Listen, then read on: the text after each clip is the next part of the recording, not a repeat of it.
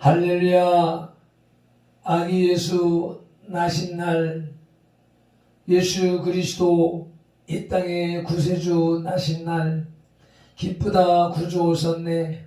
만백성 나와 맞으라. 찬양하기에 합당하고 찬양 받으시기 합당한 주님, 오늘도 이 연약한 교회가 아버지 하나님 앞에 새벽 예배로 나왔습니다. 주님의 오심을 기뻐하며 기념하며 올려드리는 이 예배 주님 기쁨으로 받아 주시옵시며, 2020년 성탄절을 맞이하여서 동방 박사들의 고군 어디인가 하는 제목으로 귀한 말씀을 우리에게 허락하여 주시오매, 희망이 넘치고 꿈이 넘치고 용기가 넘치며 아버지 하나님 더욱더 주님 앞에 나가고자 하는 의지가 더 투철하게 떠오릅니다. 주님, 오늘의 예배도 기쁨으로 받아 주시옵시고, 낮에 올려드릴 성탄 축하 예배에 성령 하나님 또 큰 신 역사를 이루어 주시옵기를 간절히 바라옵고 원합니다. 예배의 시종, 하루 일과의 시종을 성령 하나님께 맡기오며 우리 주 예수 그리스도 이름으로 기도드리옵나이다. 아멘. 신앙 고백 드리겠습니다.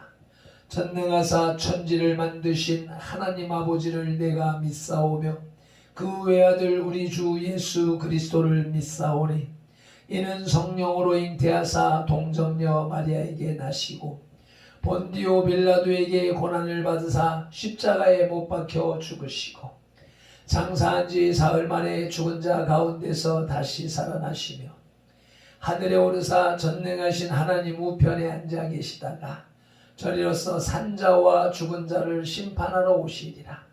성령을 믿사오며 거룩한 공회와 성도가 서로 교통하는 것과 죄를 사하여 주시는 것과 몸이 다시 사는 것과 영원히 사는 것을 믿사옵나이다.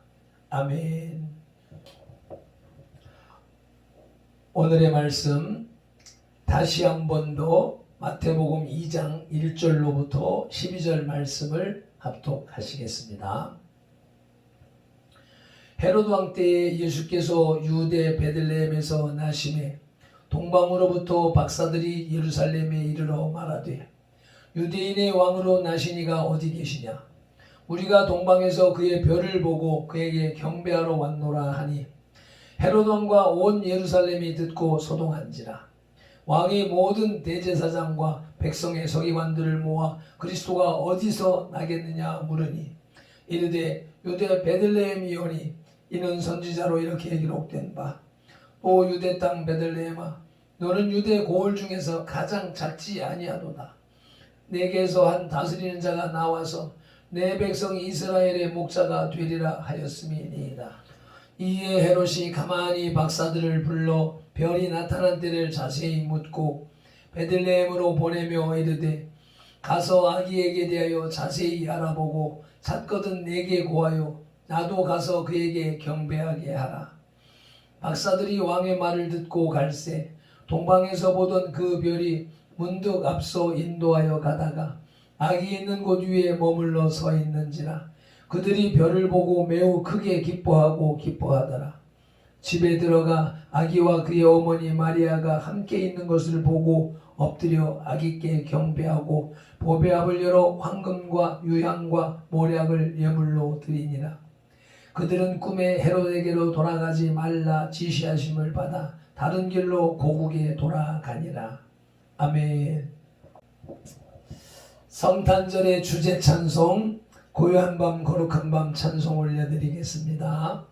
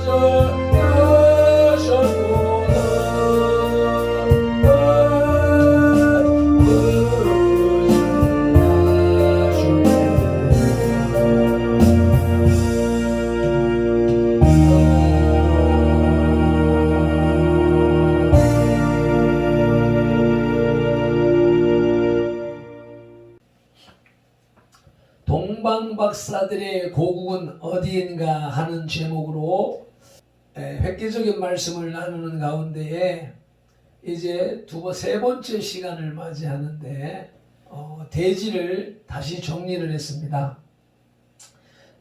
첫 시간부터 다시 한번 불러드리도록 하겠습니다. 첫째는 동방박사들에 대하여, 두 번째로는 동방이 과연 페르시아일까, 세 번째 아기와 어린이, 네 번째 1, 2년의 시간차, 다섯 번째 2살 이하의 아이들이 학살당함, 여섯 번째 예고하는 별이 아닌 알려주는 별, 일곱 번째 마구간과 집, 여덟 번째 베들레헴의 마구간이 아닌 나사렛 요셉의 집으로, 또 반대 주장이 아홉 번째로 베들레헴의 마구간이 아닌 베들레헴의 요셉의 집으로까지 이틀에 걸쳐서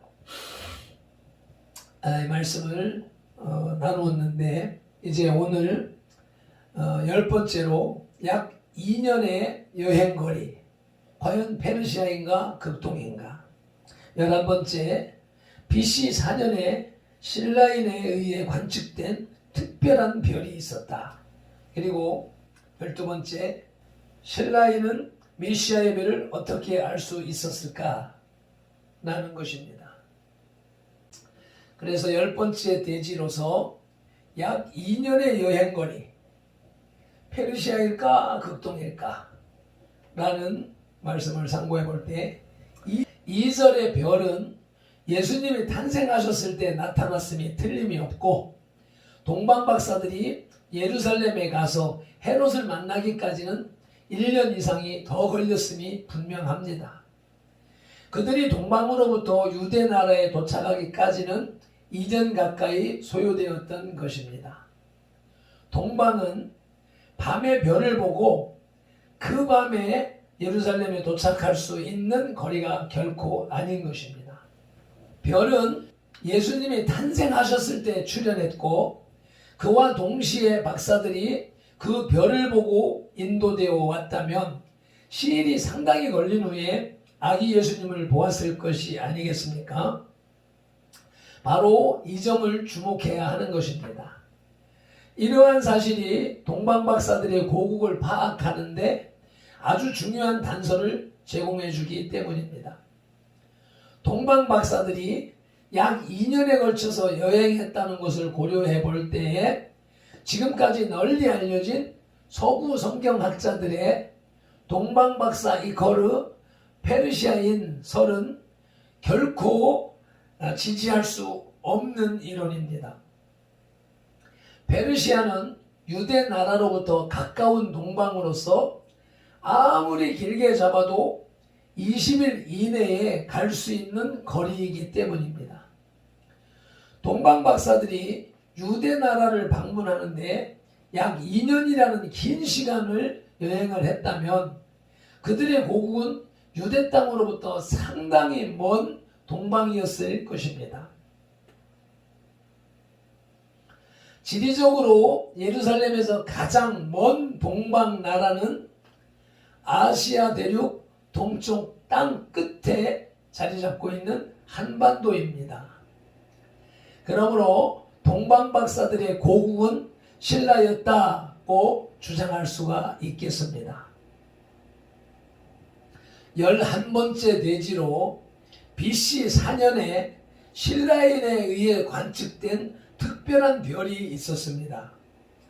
이 절에 우리가 동방에서 그의 별을 보고 그에게 경배하러 왔노라 하니, 이 사건은 우리나라의 고대 역사책에 의해서도 뒷받침이 되고 있기 때문에 신빙성이 있습니다. 삼국사기 신라 본기 시조 박혁컷의 편에 보면 54년 봄 2월에 패성이 하고에 나타났다는 기록이 있습니다. 박혁컷의 54년은 예수님이 탄생하신 연도인 BC 4년에 해당됩니다. 그러므로 예수님은 한겨울에 탄생하지 않았습니다.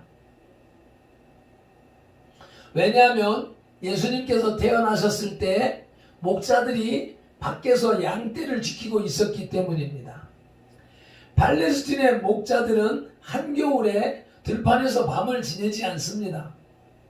그러므로 박혁것의 치세 54년 음력 2월 2일에 패성이 하고에 나타났다는 삼국사기의 천문 관측 기록은 우리 그리스도인들에게 대단히 중요한 것입니다. 여기 패성은 문자적으로 털이 많은 별이라는 뜻인데 혜성을 가리키고 하고는 견우성을 가리킵니다. 박혁거세가 신라를 건국한 것이 주전 57년이었으므로 박혁거세 치세 54년은 주전 4년을 가리키며 이유일은 3월 31일경입니다. 주전 4년은 예수님이 탄생하신 바로 그 해입니다. 더욱 기이한 사실은 패성의 한자 살별 패자를 풀었으면 십자가 된다는 것입니다. 예수님은 십자가에서 대속의 제물이 되신 분이십니다. 즉 박혁것의 54년에 관측된 그 패성이 예수님의 별임을 암시하는 것입니다. 하나님은 돌들로도 소리치게 할 수 있는 분이십니다. 그러므로 지혜 있는 성도는 특별 계시인 성경 말씀뿐만 아니라 주님께서 돌들을 통해 말씀하시는 진리, 곧 일반 계시도 깨달을 수 있는 것입니다. 할렐루야. 이 시간에 성령님께서 듣는 귀와 보는 눈과 깨닫는 마음을 열어주시기를 축원합니다. 아멘. 물론 삼국사기 신라 본기에는 패성이라고 기록되어 있지만 그 별은 반드시 혜성이 아닐 수도 있습니다. 어떤 독특한 별의 출현을 목격한 신라의 천문학 박사들이 그 별을 패성이라고 기술했을 것이기 때문이지요. 이 별은 하나님이 이때만을 위하여 일시적으로 내셨거나 특별히 쓰신 우주의 자연적 별이라기보다는 독특하고도 초자연적인 별이었던 것 같습니다. 그때는 박혁것의 54년으로서 BC 4년과 일치합니다. 따라서 BC 4년에 신라인에 의해서 관측된 그 별은 동방박사들을 인도했던 메시아의 별일 가능성이 큽니다. 영국의 국영 그리니치 천문대, 다비드 랭크시 등 3명의 천문학자들은 그것이 그리스도 탄생 때에 나타난 별이었음을 입증한다고 합니다. 더 큰 성경적 증거가 있습니다. 다니엘의 70일의 예언에 의하면 예수님이 세례를 받으시고 공생애를 시작하신 연도가 산출되는데 그 해는 AD 27년입니다. 그렇다면 예수님은 BC 4년에 탄생한 것이 맞습니다. 그런데 삼국사기 신라 본기 박혁것의 편에서는 54년에 혜성이 나타났다는 문구가 있는 것입니다. 앞서서 지적했듯이 박혁것의 54년은 예수님이 탄생하신 연도인 BC 4년과 일치합니다. 신라인들에 의해 관측되었던 그 별이 메시아의 별일 가능성이 크다고 보는 근거는 바로 여기에 있는 것이지요. 다니엘서의 메시아 예언에 의하면 예수님은 BC 4년에 탄생하셨습니다. 그런데 같은 해에 혜성이 나타났다는 기록이 삼국사기 신라 본기에 있는 것입니다. 한국교회 그리스도인들은 이런 사실을 놓치지 말아야 할 것입니다. 아멘이지요. 예수님은 BC 4년에 태어나셨습니다. 그분은 BC 3년에 한 살이 되셨고 BC 2년에 2살, BC 1년에 3살이 되었고 27년 후인 AD 27년에 그분은 30세가 되셨습니다. 사실 예수님 탄생 당시 천문학이 가장 발달된 곳은 중근동 지역이 아닌 극동 지역이었다는 것이 현대 천문학계의 정설입니다. 신라는 천문학 수준이 매우 높은 나라였습니다. 지금도 경주에 가면 신라인들이 별을 관측했던 세계 최고의 천문대인 첨성대가 우뚝 서 있습니다. 영국의 왕립 천문학회 RAS에서는 1977년 학회 기관지 12월호에 메시아의 별이 나타났다는 2000년 전에는 세계에서 가장 천문학이 발달한 곳이 중동과 극동이었고, 중동에서는 태양력을 주로 연구한 반면 극동에서는 별의 운행을 주로 연구했기 때문에 만약 메시아의 별이 나타났다면 그 기록은 반드시 극동 쪽에 있을 것이라는 전제하에 한국의 문헌을 뒤져서 앞서 소개한 삼국사기의 기록을 발표한 것입니다. 삼국사기의 기록을 발표한 것이 우리나라 학자들이 아니라 영국의 천문학자들이라고 하는 것입니다. 그래서 한국 크리스찬들은 여기에 집중해야 된다는 것입니다. 자, 오늘 마지막 대지로서 12번째입니다. 그렇다면은 신라인들은 메시아의 별을 어떻게 알 수 있었을까라는 것입니다. 사학자 위고다르는 솔로몬 사후에 BC 721년 아수르의 침공에 의해서 북이스라엘의 12지파가 포로로 되었으며 세계 곳곳에서 그들의 자손이 발견된다고 합니다.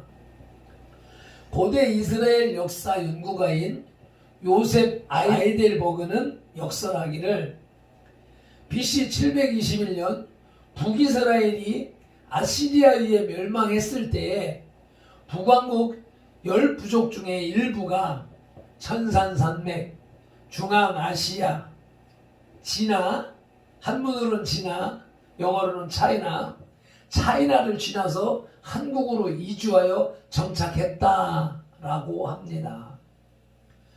물론 그들은, 이주한 자들은 우리 배달민족에게 완전히 흡수 동화되었지요. 동짓날만 되면 팥죽을 만들어 각방의 문설주를 비롯해서 장독과 헛간 등에 뿌리던 우리 결의 풍습은 바로 그들 한반도까지 건너온 이스라엘의 잃어버린 지파로부터 유래되었을 것이라는 겁니다. 동지 팥죽은 붉은색의 팥죽으로서 양의 피를 대신한 출애굽기 12장의 6월절 행사였던 것입니다. 실제로 흩어진 이스라엘의 유민 중 일부가 수세기를 걸쳐서 동쪽으로 이주하다가 최후로 한반도 남단까지 내려와서 가야 왕국이나 신라 왕국의 백성들이 되었다면 그들을 통해서 메시아의 별에 대한 지식이 신라인들에게 전파되었을 가능성이 큽니다. 또한 한반도 남부에는 바벨론 유수로 멸망한 남유다 왕국의 유민들도 유입되어 있었다고 추정됩니다. 그들 중 일부 현자들은 다니엘서 9장 24절로 27절에 기록된 70일의 예언에 따라서 메시아의 별이 나타날 시점을 정확히 예측하고 있었을 것입니다. 그리고 메시아의 탄생 시기에 관해서 그들이 전달해준 지식은 마침내 BC 4년에 밤하늘의 별을 관측하고 있던 신라의 천문학 박사들로 하여금 메시아의 별을 인지하도록 한 근거가 되었을 것입니다. 삼국유사 가락국기에는 가락국의 시조 김수로 왕의 부인이 인도 중부 아유타국의 공주 허황옥이라고 했는데, 그 아유타국은 유대인 공동체였다는 연구 결과가 있습니다. 아유타의 아는 히브리어 정관사 하이고 유타는 유다란 말로서 아유타국은 바벨론 유수로 인해 흩어진 남유다 왕국의 유민들이 세운 나라였다는 것입니다. 허왕옥도 쌍어 문양 등으로 보아 유대인이었을 가능성이 큽니다. 김수로 왕과 혼인한 허왕옥이 그 아유타국의 공주라면 가락국과 아유타국은 허왕옥 이전부터 이미 교류가 있었을 것입니다. 아유타는 인도의 겐지스강 유역에 있던 고대 국가의 이름입니다. 현대 인도어로 아요디아라고 쓰고 아유타라고 발음하고 한다고 합니다. 고대 이스라엘의 멸망 후 유대인들은 서양으로만 흩어진 것이 아니라 인도와 중국 등 아시아로도 흘러왔습니다. 중국의 개봉에는 유대인 회당과 집단이 거주했고, 당나라와 교섭이 잦았던 신라에도 유대인들이 온 흔적이 있습니다. 학계에는 신라에 페르시아인 아랍인들이 와서 살았다고 알려져 있는데, 페르시안 유대인, 아라비안 유대인들도 있었던 것입니다. 종교학자 클라크는 석굴암의 12나한상의 하나는 유대인 콘을 가졌다고 지적을 했습니다. 이렇게 해서 12대목으로 증거, 증언, 이유가 지금 12가지. 일단 낮에 이어서 2가지를 더 나누도록 하겠습니다. 기도하시겠습니다. 하나님 아버지, 은혜와 사랑에 감사를 드립니다. 성탄절을 맞이하여서 동방박사들의 곡은 어디인가 라는 제목으로 말씀을 상고할 수 있게 하시고 나눌 수 있게 하셨으니 참으로 감사드립니다. 이 말씀을 상고하면서 다시 한번 또 느끼는 것이, 우리 조상들이 기독교는 서양 종교라고 터부시했던 죄를 중보 회개합니다. 긍휼히 여겨 주시옵소서. 한반도에 개혁교회가 들어온 지 136년이 되었습니다. 너무너무 감사합니다. 선교 초기에는 서양 신학을 받을 수밖에 없었으나 근래에 와서 한국인 성경사학자들과 창조과학자들을 통해서 성경 속 한민족의 뿌리를 찾아 나가게 하시는 주님의 은혜에 감사를 드립니다. 금번 성탄절을 맞이하여 주시는 동방박사의 곡은 어디인가 라는 제목의 말씀으로 우리의 성경적, 영적 뿌리와 사명을 더 깊이, 더 밝히 알고 믿고 따라서 주님이 원하시는 사명을 이룸으로 잘했다 칭찬받고 모든 민족이 뛰어난 하나님 여호와의 선민이 되게 하옵소서. 신라 천문학 박사들에게 경배받으신 예수님 이름으로 기도드리옵나이다. 아멘.